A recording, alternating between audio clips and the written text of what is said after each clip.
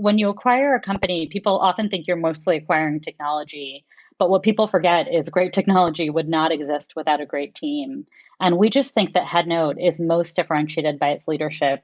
The payments industry is complex. It's new for us at ASG LegalTech. And we just feel really confident that with this team on board, we'll be able to continue to provide our customers with the most innovative and forward-thinking product offering for the long term. Today on Law Next, I am joined by the CEOs of two legal technology companies, Soumya Nettimi, CEO of ASG LegalTech, the parent company of the cloud-based legal products PracticePanther, Bill for Time, and Case, and Sarah Schaaf, co-founder and CEO of Headnote, who was previously our guest way back on episode 17. And if you're wondering why I have these CEOs of separate companies together on the same show, well, stay tuned and we'll explain. This is Bob Ambrogi, and you're listening to Law Next, the podcast that features the innovators and entrepreneurs who are driving what's next in law. And before we begin, let me just take a second to recognize our top supporter on Patreon, Alan Rodriguez, the founder of 1400, the digital innovation and marketing company, which you can find at 1400.com. And let me also offer a reminder to our listeners that Law Next is supported by advertising. If you're interested in advertising on this podcast, shoot us an email at info@lawnext.com. We'll get to today's interview in just a moment. But first, let's hear from the sponsors who generously support Law Next. And now, on to this week's interview. So Soumya and Sarah, welcome to Law Next. Thanks for having us here today. Yeah, it's great. It's great to have you both here. And we're going to get to the news you have, because you guys have some news to deliver today. But I wanted to start by having each of you give us a little bit of a background of who you are and in your companies and what you do. So Soumya, why don't we start with you? Sure, Bob. So I am the CEO of ASG LegalTech, as you mentioned. ASG LegalTech is a platform of legal software products that includes PracticePanther, Bill for Time, and Case. We essentially offer a suite of practice management solutions that allow lawyers to automate and streamline the management aspects of their firms so they can focus on what they do best and what they want to do, which is practice law. I'll give you a quick overview of our suite of products because I think that could be helpful, and then tell you a little bit about the business as a whole. So going in chronological order, Bill for Time, which was founded in 2006, really pioneered the first SaaS native solution in the legal technology industry. Its deepest roots are and were in time and billing, but as you know, because we talked about this last year, we did enter the practice management space just last year. Case, which was founded 2 years later in 2008, is a practice management solution tailored to the specific needs of certain practice areas. So workers' compensation, employment and labor, and personal injury, just to name a few. Its strongest roots are in workers' comp. For example, I think we have about 90% share in that space in just California. But similar to Bill for Time, we've been kind of expanding out of that vertical into adjacencies for the past couple of years. And then finally, PracticePanther, which was founded in 2012, really took that same cloud-based model and became a recent disruptor in the market by creating a modern and differentiated CRM and practice management system. PracticePanther is a recent player to the market, but has really been a strong innovator in the generalist practice management space. And we've gained a lot of traction in our customer base and have a lot of features that no other practice management platform in the market has. And then the why we're all together is we're proud to have this suite of products, as it really allows us to acknowledge that not all law firms are the same, and we can't fit everyone with a one-size-fits-all approach. By having this suite of solutions, each of which we believe strongly is the best offering in its vertical, we're able to offer tailored solutions to firms based on their specific needs, their practice area, and their size. And then on the business side, we have roughly 80 employees across literally almost every corner of the US. And we're proud to serve well over 30,000 law firms and lawyers across the world. Yeah, and it's probably worth mentioning also that all of these companies have come together through a series of acquisitions starting in 2017 under that kind of under this investment company, Alpine SG, and then that was formed into the ASG Legal Group, last year was it? Or 2 years ago now? Good memory. Last year, It's been an exciting few years. We've acquired a business every year since I started this role. But yes, we formed ASG Legal Tech just early last year with the combination of PracticePanther and Bill for Time. And then we acquired Maris Case kind of on the back of that in March of last year. So all of these companies used to be independent, and we've really brought them together, and which I'm sure we'll talk about a little bit more today, but the win around bringing them together is really two things. One is having tailored solutions for different areas of the market, but the second is also shared best practices and a shared team that allows us to really accelerate growth, accelerate service to our customers, and innovation. And that's been something that we have really enjoyed for the past year and a half, almost 2 years, since we brought the businesses together. Yeah. And Sarah, you are the co-founder and CEO of Headnote. So tell us about your background and about Headnote. No problem, Bob. Well, thanks for having me back. It's always nice to get to spend some time talking with friends, legal industry friends. So I'm Sarah, as you mentioned. I'm an attorney myself. I practiced for a number of years, both at firms, first as a litigator, and then eventually ending up at working at Google in an in-house role, and left Google to start Headnote. And prior to that, I had spent over a decade working at the law firms that both of my parents owned. My parents are both practicing lawyers, recently retired. And so I kind of had seen firsthand what it was like to be a lawyer at many different size organizations, from solo practitioner to, Fortune 1 company. And a lot of the same problems existed. And frankly, the number one issue that I saw as why legal is so behind in a lot of ways other industries came to the way that we actually collect and the way we get paid for the work that we do, and kind of where our standards are compared to different service industries for how we should get paid, when we should get paid, the importance of not just the time billed, but the amount collected. And so I started Headnote. And Headnote, we're proud to be the most modern payment and financial technology available in the legal industry, and made specifically for lawyers and all of their compliance and regulatory needs. And for anybody who might have missed episode 17 of this podcast, I wonder if you could just elaborate a little bit more on how Headnote distinguishes itself, or how you've distinguished the company from some of the other payment platforms that are out there in the market. Yeah, absolutely. So, one of the most important things to us as a company is to be continually keeping up with the best technology in this space. And so for me, it came down to a lot of the technology that was available to lawyers was kind of, it was okay. And we kind of were okay with it being okay.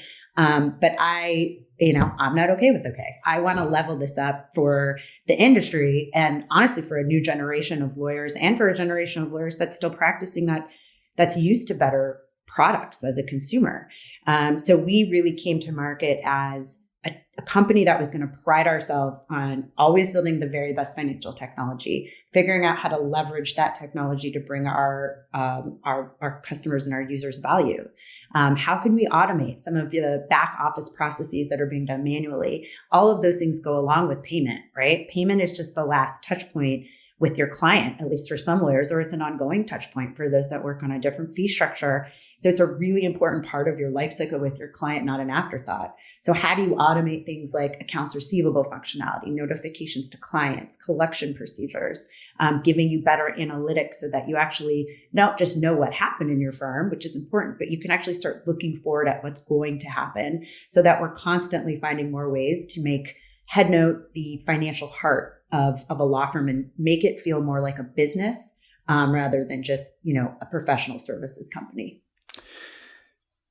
Soumya, earlier you mentioned that every year that you've been with the company so far, there has been an acquisition, but here we are 3/4 of the way through 2020. And are you guys slacking off this year? Well, I thought you seeded that well, Bob. Well, we're really excited to announce today that ASG Legal Tech has acquired Headnote, bringing this cutting edge technology to our suite of products, and also welcoming Sarah and the fantastic team that she's built into the ASG Legal Tech family. So made it in the nick of time in 2020 with an additional acquisition, but also the one that we're just the most excited about, which I am excited to get into today. Yeah. Well, congratulations. That's really exciting news. Thank you. And I've followed both of your companies for a long time, and I'm so glad to see them come together. So maybe you can talk a little bit about what Soumya, from your perspective, what drove this acquisition and why you wanted to do it. Yes, definitely. Why don't I start a little bit with why we wanted to enter payments, and then I can talk about kind of why Headnote in particular stood out. So on the payment side, when I pull up level, there are really two things that are core to what we do at ASG Legal Tech. The first is that our best product ideas often come from our customers. So we listen carefully to make sure we're addressing their needs and their needs in any given time. And then the second is that we want to serve as a one-stop shop for our customers so that they don't have to find point solutions for the 10 or 20 different things that they might need to do to manage their business. This one-stop shop or fully native approach is something that we believe has actually been a key differentiator for our products, even before our entry into payments. So when we look at those two things, basically over the last couple of years, but definitely over the last year in COVID, we have heard over and over from our customers that payments has been a huge pain point. Law firms collect 70 cents on every dollar billed, and they need a solution that will allow them to increase both collection rates and speed of collection. There are a ton of standalone offerings on the payment side, as we know, but often these integrations haven't been perfectly smooth because you have to jump between two different platforms to get to either invoice or get paid. Our customers wanted that one-stop shop, one place where they could do everything from client intake all the way to getting paid. And in this year, in 2020, that need has only been intensified in COVID-19, where literally getting paid is synonymous with staying in business for many of our firms. So we went out there and we looked to build or buy the best payment offering we could. And that's how we found Headnote and Sarah and her team. And so on the Headnote side, there are really two core reasons that we are so excited, we're so excited, and are so excited to have Headnote be part of the family. And first off, Headnote is an exceptional payment solution. It is everything Sarah just said. It has the most modern and compliant technology available. They, like how I kind of described PracticePanther earlier, are and were a disruptor in the market and has features that no one else has, like cutting edge analytics, instant e-check, a seamless onboarding experience. And then second, and by far the most important thing when you acquire a business, when you acquire a company, people often think you're mostly acquiring technology. But what people forget is great technology would not exist without a great team. And we just think that Headnote is most differentiated by its leadership. Sarah and the two other co-founders, Thornton and Matt, who just combined have deep experience in payments, legal. Sarah was a lawyer herself, and technology. The payments industry is complex. It's new for us at ASG Legal Tech, and we just feel really confident that with this team on board, we'll be able to continue to provide our customers with the most innovative and forward-thinking product offering for the long term. The one last thing that I think when you put all that together, the thing that we're actually most excited about, and that you'll hear both me and Sarah sound very passionate about, I'm sure today, is that we plan to use Headnote's payments technology to build a fully native payment solution within each of our practice management platforms. So what this means is customers will have a seamless experience already built into their current workflows, so they never have to leave their practice management system in order to manage their payments. This is revolutionary, and this is where we get the most excited because, as I mentioned earlier, most other practice management softwares that offer payments do that via integration, where you do have to bounce between two separate softwares to run your firm. And so the other thing that we're really excited to announce today is our launch of PantherPayments, which is our new all-in-one solution with PracticePanther, which we're also going to replicate with Bill for Time and Mayor's later this year. Is that launching as of today, as of not as of the day we're speaking, but as of the day this will be broadcast? Exactly. We're launching early access as of the day this will be broadcast. Great. I'd like to talk more about that, but I'd like to hear first from Sarah about your perspective on why this acquisition made sense from where you sit. Yeah. Well, I mean, Soumya, thank you for the kind words. It's like, we're so, part of for us why this was so exciting is the team that ASG Legal Tech has built. But it's so nice to hear that as well about our team. So thank you. I think as a founder and an entrepreneur, there's two reasons, at least for me, but I think a lot of founders why you kind of do this. And one is that you have this need to create something that's going to bring value into the world, right? Like that's really important to me, especially with a customer that I know so well, that I really feel like, look, I don't feel like lawyers are family. Lawyers are family. I was raised by 2 lawyers. Like this is a customer I know so well. And same with Thornton's family and, Matt as well. His wife's a lawyer. Like we're all, this is something we care deeply about. So we want to create, we want to bring value. And we also want to build a really healthy business. And so when we look at like, what is the way to bring value into the world as fast as possible is to get it into as many lawyers' hands as fast as we can, because we really feel like our technology makes a big difference in how they practice and how their business can grow. And the best way for us to do that was with the 3, exemplary platforms that ASG Legal Tech is operating. And so it was a kind of a no-brainer as far as how do we actually make sure that we get more lawyers, more value quickly. We go directly to the source and we partner up with the leading platform in the industry. That leads me to the second part. That is it's incredible how ASG has this vision of how to bring best practices and shared value to all of these customers, because all of these platforms share a lot of the same leadership. So we know really quickly, like what's working on one platform, let's make that work on another platform. Like if we find something that's working, we can get it to more lawyers faster. And that was really exciting to me. And so it allowed me to bring the thing that I've been building, to more people faster. But it also allowed me to do something I'm really passionate about, which is combine the power of payments with vertical SaaS companies. By doing that, you bring more value to the users, like Soumya said, by this all-in-one, and we layer on more features to kind of help with more of their back office processes. But also it just makes for really interesting businesses. And so those things alone got us really excited about the potential to join forces. And so the acquisition it's just been it's just very exciting for us and exciting to share with everybody.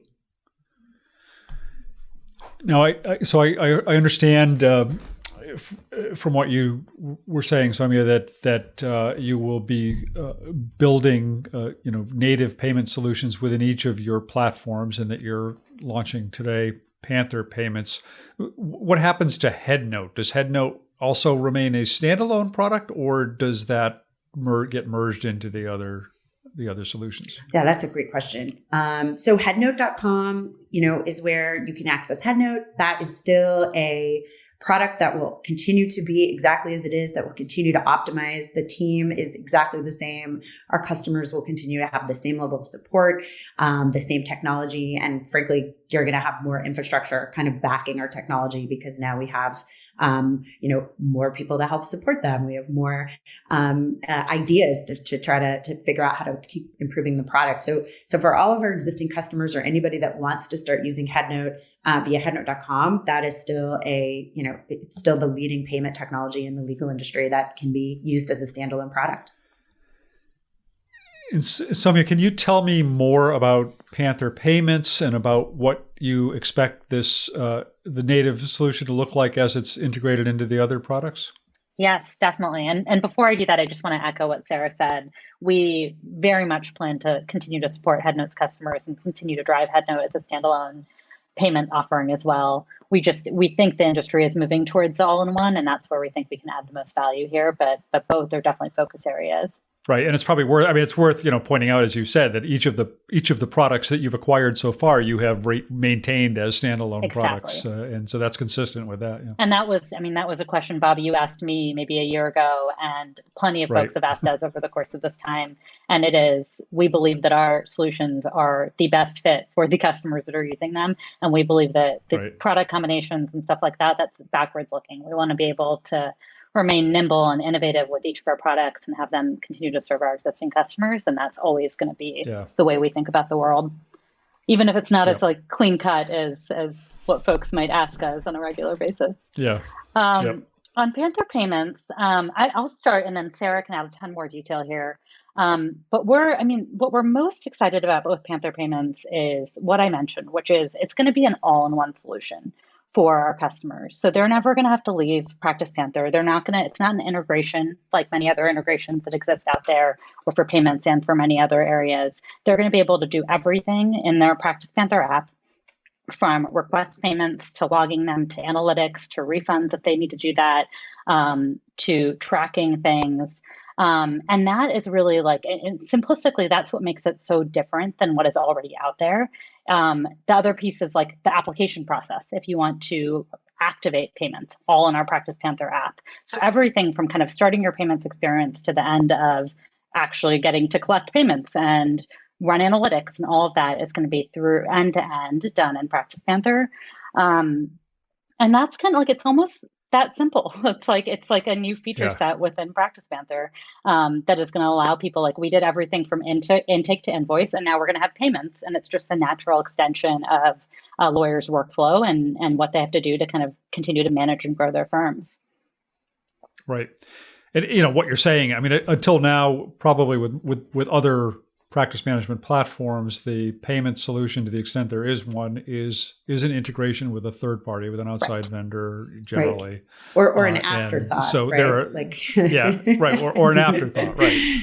And so you're able to do certain functions perhaps within the platform through the integration, but at some point you're ending up also having to jump outside the platform and go over to the other application and work there. And potentially have like two different, your data's in two different places. So that makes it really difficult to like take that data and give you useful info. And so I think with PantherPayments, like we're really excited that, first of all, for any customers or PracticePanther users that are listening, the good news is that the UX for them of what they've, anything that they're used to, they don't have to, have a big learning curve. But with that said, we've layered on additional kind of new functionality. We've made functionality easier to access, like reporting, right? That you maybe had to wait for, waiting to get a statement in the mail. All of that's going to be on demand, which is just a much more kind of modern, right? That's what you want as a consumer or as a business person. You want the info you want right when you want it. There is some additional functionality, some additional analytics. We're going to continue to layer those on. And frankly, by having all of the data that you're about your firm in one platform, it really does give you more power as a lawyer. It just gives you more efficiency. And again, now you can go to one team. Like if you have anything that you need help with as a customer, you don't have to go back and forth between multiple platforms. You're kind of with your operating system, the system you trust the most. Now you can go to them, which in this case, PracticePanther, for all of your needs. And then as we continue to learn more from our customers, we'll continue to grow the offerings that we can give them that are going to give them more value and make PracticePanther even more of the heart of their business and really how they operate their business from start to finish. We'll get back to my interview in just a moment. But first, let's take a break to hear from the sponsors who generously support Law Next.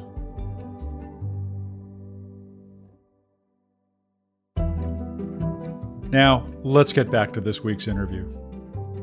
Soumya alluded to this earlier in this conversation, but I'm wondering what each of you have seen in terms of the impact of the pandemic and COVID-19 on the desire of on the use of lawyers of e-payments and of the desire of lawyers to have e-payments as part of a practice management system. Well, that's a super interesting question and something that we look at often. Everybody always knew that getting paid, you needed to get paid, but how you got paid was a little fuzzy, to say the least, and frankly results in, payments getting dropped, right? Things slip through the cracks. Right. And that's why we have such a bad, realization and collection rate as an industry. But now that COVID-19 has happened, first of all, as far as like seeing the data, we have not seen any reduction in our payment volume. Like, in fact, we've seen growth. Yeah. And so unlike other areas where this is like maybe a nice to have, like we know that getting paid is a must have. Now we know that getting paid online is a must have because there's no more clients coming to the office. Right. There's no more taking checks to the bank, right? You can't even go to banks in a lot of states. They're not even open at this point. So we've seen adoption increase organically just because of the need, but the actual volume from our existing customers has stayed steady, if not increased. That's interesting. Yeah, I find it really fascinating.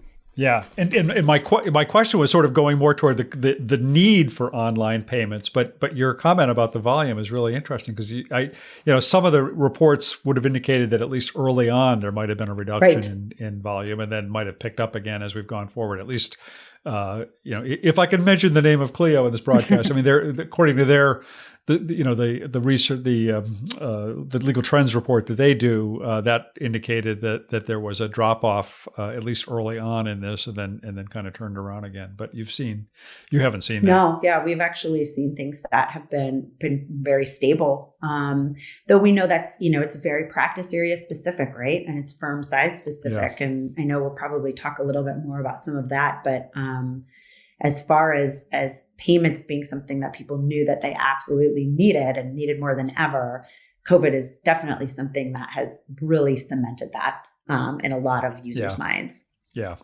So, do you have anything to add to that? Yeah. Yeah, just to quickly add to that, I always like looking at these data points, and we talk about this internally a lot. And we saw very similar data to the trends report that you just mentioned, which new cases and matters temporarily dropped 40%, then kind of leveled out at maybe 80% of pre-COVID levels. We actually saw an uptick in new sales during the COVID time period as people were really looking for cloud-based solutions. But the one data point we've seen stable and increasing throughout 2020 is online payments, both in the Headnote customer base, but also in payments that are logged in our 3 practice management softwares. So when you put all of that data together, what we see at least is the industry is obviously hurting in 2020, but also just coming to the realization that technology is essential to doing their work, and particularly online payments. For all the reasons Sarah's already mentioned, you can't get cash or a physical check in 2020 in the world that we live in. It's just becoming more and more critical throughout this year, which is also one of the reasons we got really excited about this acquisition and this opportunity to bring this feature set to our customers in this pandemic specifically.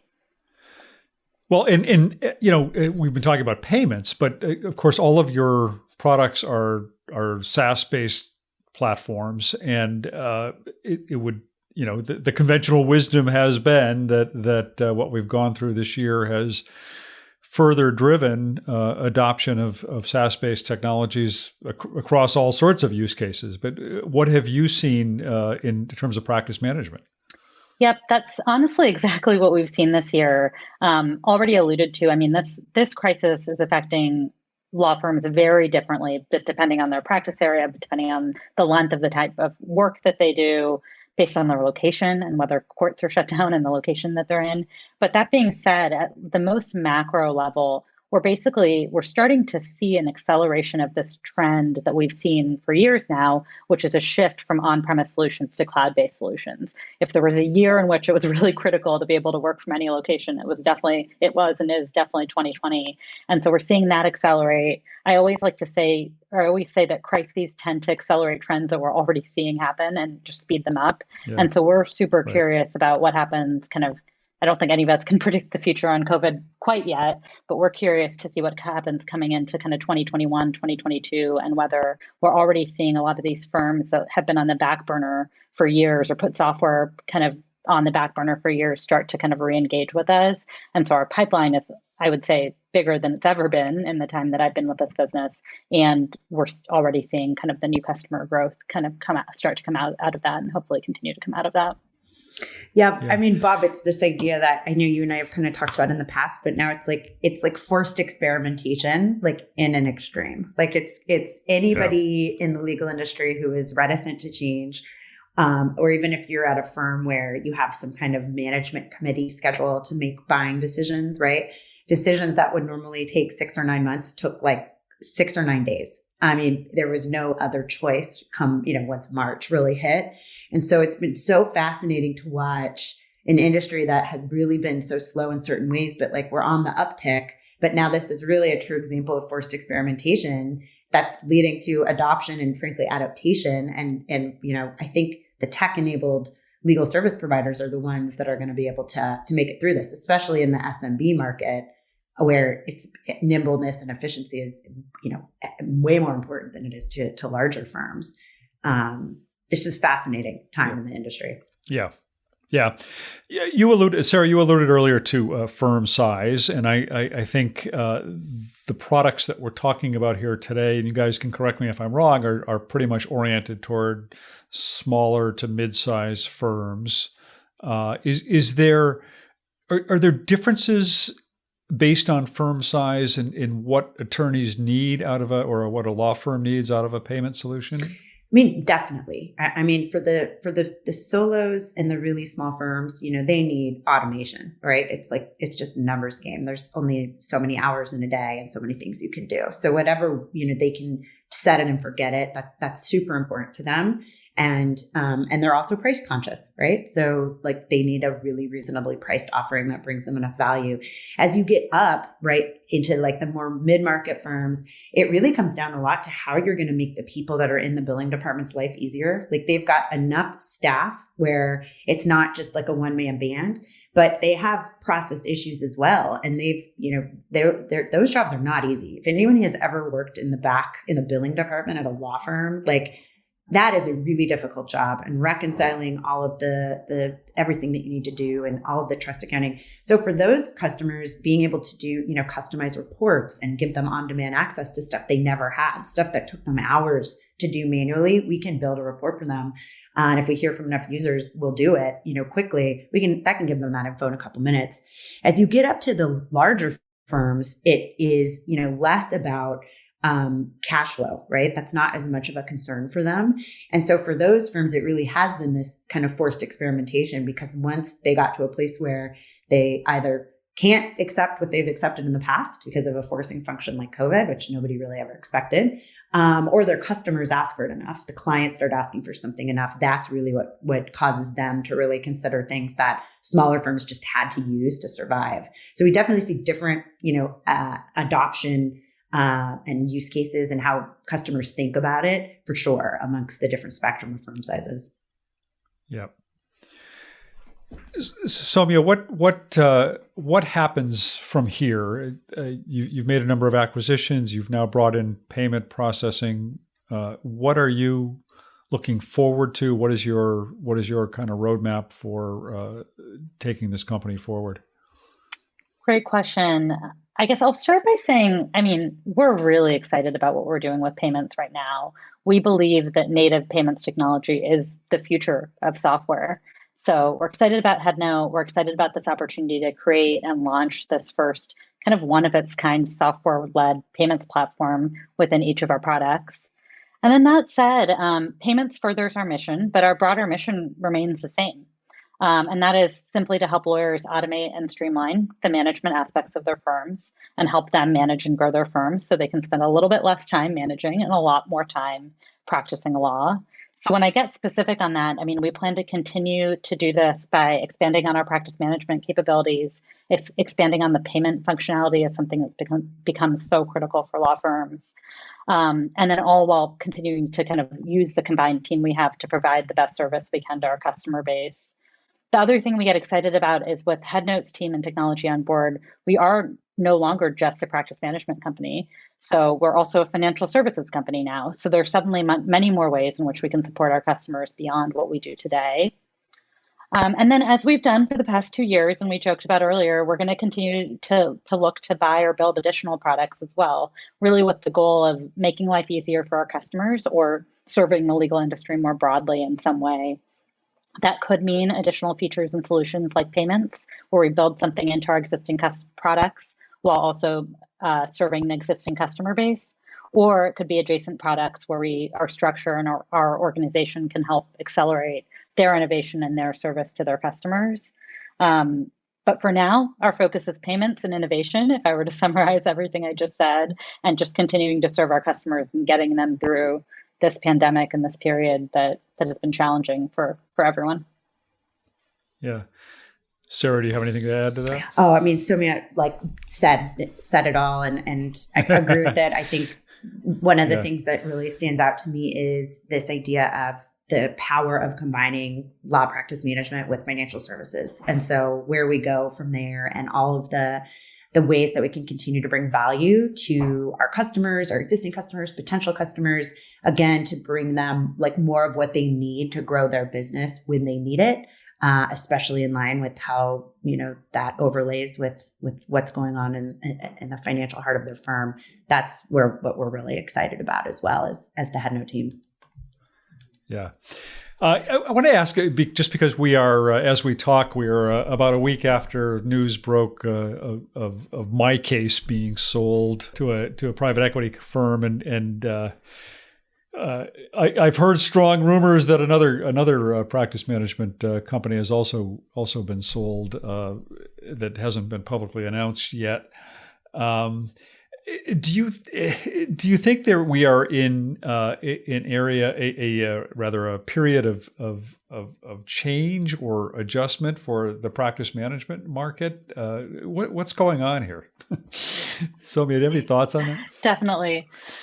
Well, I'll start by saying, I think it's unsurprising that the legal technology industry is an attractive place for investors right now. And as Sarah and I have both said, practice management is the backbone. It is the operating system of all of the technology that these law firms need to use to operate their firms. So it doesn't surprise me, the MyCase acquisition. I'm very happy for that team and for Apex. But also, again, not surprising that private equity wanted to kind of come in and be involved in that deal. I don't anticipate, the way I think about it is I think competition is good, and good, smart people behind these companies is good. It will make us all innovate faster. It will kind of rise the tide for the industry as a whole. So if anything, I view it as like a strong indication that we're all doing something that is adding a lot of value to our end customer, and that we're doing something that makes sense, and a good thing for the industry overall, that there's going to be more money and more investment in all of this and kind of technology in the industry. So I don't think you're going to see anything that's drastically going to change other than increased innovation, but increased innovation is a good thing, and something that I think will add a lot over the upcoming years. Yeah, that makes sense. I think too, it's this idea of like, there was this micro vertical trend, right? With like features being standalone. And what we're seeing is this like what I think is a natural evolution towards an all-in-one. And this idea that actually it makes the users like way easier when things exist under like one umbrella. And that same kind of idea goes even a step above with the leadership teams that, in the case of ASG Legal Tech, can help multiple platforms at once. But I think we're seeing a software trend in legal, but other places, that for a while was like, nobody wants everything in one place. Everyone can do one thing really, really well. And then that's now been changing. And it's like, actually, that was really complicated for users, a lot of context switching and mind share, how to plug all these things together. Okay, actually, users are like, can you just make my life easy, put it in one place, make it easy to use, give me one team I can go to for help. And that's a trend that we're going to continue to see. Yeah. So something else that's notable about this conversation we're having is that I'm not only having two CEOs on the recording, but I'm having two women CEOs, which in the legal tech world remains unusual, unfortunately.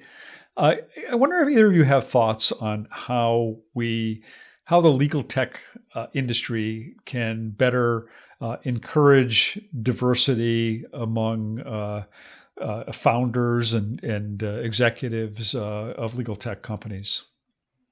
It's a great question, and also a really relevant one for 2020. I have a lot of thoughts on this. It's interesting. A lot of legal tech companies are founded by either ex-lawyers or folks who were related to lawyers in some way, and that industry is also not very diverse on a gender level. So it's like when you try to start from the top, it like trickles down, and I hate that stuff because I view it as an excuse more than anything else. But honestly, I think it's just increasing access. I think it is. I've been getting more involved, and Sarah's been involved for a while with a lot of the women in legal tech forums and communities. And I think one of the big themes this year from emailing with folks about the planning for the Women in Legal Tech Summit is, how do we make it more accessible? How do we make it so it's not the 10 people that always interact with each other that are interacting with each other again, but how do we get, new faces in here? So I think that's a big one. I think another big one is just modeling.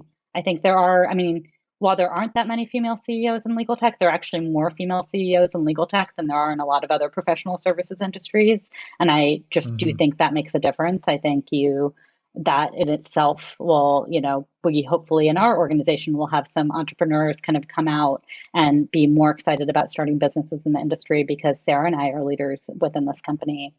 But we can all, we're doing, I think I'm not supposed to talk about this quite yet, but we have an initiative that we are kicking off later this year to launch brand new kind of diverse law firms with a couple other industries. So I think there's also proactive things that we can all do as organizations where we work with other organizations in the space to help like launch new firms as opposed to just doing things within our organization or for our customer base. So kind of a range of things there. It's something we think about and talk about a lot. We at ASG LegalTech are actually just under 50% of our leadership team is women, and just over 50% of our leadership team are people of color. And that is not a stat that trickles down to the entire organization yet, but that was an intentional move to some degree to just get, diversity at the leadership level and the manager level so we can increase diversity across the whole organization. And so we're at least trying to do that internally. And the hope is we can have our impact externally as well. Yeah, I love that you mentioned this, Bob, first of all, because it is unusual. Like, I wish it wasn't. And trust me, as somebody who's been a little bit of the token female CEO in a couple of circles, not even legal necessarily, but I live in the Bay Area. So I have worked with investors in Silicon Valley. And again, it's a very male dominated industry. And I've had my turn several times to be the token female investment or the token female, whatever it is. And it's you kind of get sick of being that having that niche, that little bit of cachet going along with it. You wish it was more normal, but also whatever you could do to kind of put yourself out there. And like somebody said, set that model so that you're telling, other women, especially really young women, that it's okay. They can do this. And there's actually also going to be people there to help along the way. I think for men, there's definitely, there's a lot of a really deep network in legal. Then there's a lot of men and in a lot of industries. And that's changing. And it also is because of, men that are trying to move it along as well, right? The Dennis Kennedys, people like you, Bob, there are really great partners that are going to help make sure that women get a seat at the table, even if we're not always able to get it ourselves so that we can have more and more. And as somebody who's, a founder, and when this, when this acquisition really became something that was becoming real. It was incredibly exciting and attractive to me that this company, ASG LegalTech, I joined a leadership team, like Soumya said, that is very, very, heavily skewed female and people of color. And that is super unusual. And again, I wish it wasn't. So I think everything that we're doing and talking about it and just making it known that I wish I could say that this is a really special thing, but at the end of the day, anyone can do this. It's just all about hard work and dedication and asking people and for help along the way and helping others. But just setting that message, I think, is really powerful. Yeah. Well put. Well, before we wrap up, let me just ask each of you if you have any final thoughts or further thoughts on this that we haven't talked about yet. So, Soumya, let me just start with you. I don't think so. We're excited about what we're doing. We're excited about the direction the industry is going. Excited to launch this brand new product today. But we kind of covered it all today. So thank you, Bob. I really appreciate the time, and it's been fun getting to chat. Yeah. Sarah, any final thoughts? Just the kind of general excitement of, joining such an incredible team with an incredible vision and really, starting to work towards how do we make this, how do we make vertical SaaS and payments bring more value to our customers? It's just a really exciting time to now. I'm part of the only team in the legal industry that's doing this, different from any other team, different from any other company. So again, it's a very exciting time for us, but for the industry too. And again, thank you, Bob. It's always so nice to talk to you. And I wish we were in person, but hopefully next year. Well, yeah, if we could ever get back on the road again, we can have a drink to celebrate, a toast to this. But Well, congratulations. This is really exciting news, and I'm honored that you chose to share it with me on this podcast and with my listeners here. So thank you for that. And we will follow closely to see how this develops, and I hope you'll both keep me informed as this evolves. Definitely. Absolutely. So we've been speaking with Soumya Nettimi, the CEO of ASG LegalTech, and Sarah Schaaf, the co-founder of Headnote, who now joins ASG as head of payments there, about the acquisition of by ASG of Headnote. There'll be more about this on my blog as well, so I hope you'll check out the information there. We'll have a full write-up on this there. Soumya and Sarah, thanks a lot. Thank you, Bob. Thanks for being here. Thank you, Bob. And that does it for today's program. Thanks as always to Populous Radio and Ben Ambrogi for producing and editing the show. This is Bob Ambrogi. Thanks for listening. We'll be back next week with another great program.